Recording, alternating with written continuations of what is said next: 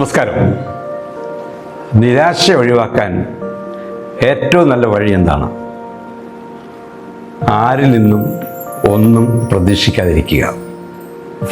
അപ്പോൾ നമ്മൾ സന്തോഷവാന്മാരാവും, ഹാപ്പിയാവും.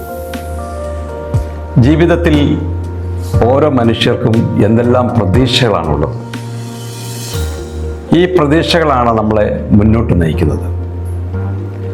നല്ല വിദ്യാഭ്യാസം, നല്ല വസ്ത്രങ്ങൾ, മാന്യതയുള്ള ജോലി, നല്ല ജീവിത പങ്കാളി, മിടുക്കരായ കുട്ടികൾ, വീട്, ബാങ്ക് ബാലൻസ്, വാഹനങ്ങൾ, സമൂഹത്തിൽ നിലയും വിലയും തുടങ്ങി ഒട്ടനവധി ആഗ്രഹങ്ങൾ എല്ലാം മനുഷ്യൻ വെച്ച് പുലർത്തുന്നുണ്ട്.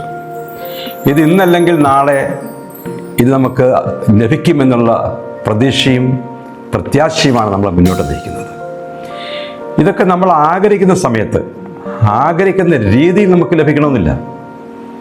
എന്നാൽ ചിലർക്കിത് പാരമ്പര്യമായിട്ട് കൈവശം വന്നു ചേരുകയും ചെയ്യും. മറ്റുള്ളവരെ ആശ്രയിക്കുന്നവരും ഭരണാധികാരികളെ ആശ്രയിക്കുന്നവരും നമ്മുടെ ഇടയിൽ ധാരാളമുണ്ട്. എന്നാൽ നമ്മൾ ആശ്രയിക്കുന്നവരുടെ ഭാഗത്തു നിന്ന് നിങ്ങൾ ആഗ്രഹിക്കുന്ന വിധത്തിൽ ഒരു സഹായവും വേണ്ട സമയത്ത് കിട്ടണമെന്നില്ലല്ലോ. അവിടെയാണ് നിരാശ ജനിക്കുന്നത്. അത് ജീവിതത്തിലുള്ള വെറുപ്പും പ്രത്യാശയില്ലായ്മയും ഉളവാക്കും.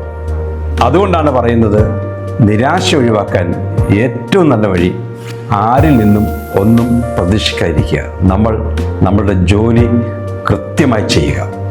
സങ്കീർത്തനങ്ങളിൽ പറയുന്നുണ്ട്, നിങ്ങൾ പ്രഭുക്കന്മാരിൽ ആശ്രയിക്കരുത്, സഹായിക്കാൻ കഴിയാത്ത മനുഷ്യപുത്രനിലും അരുതെന്ന്. അപ്പോൾ ഇത് മനസ്സിൽ വയ്ക്കുക, മനസ്സിനെ പറഞ്ഞ് പഠിപ്പിക്കുക. ശുഭദിനം.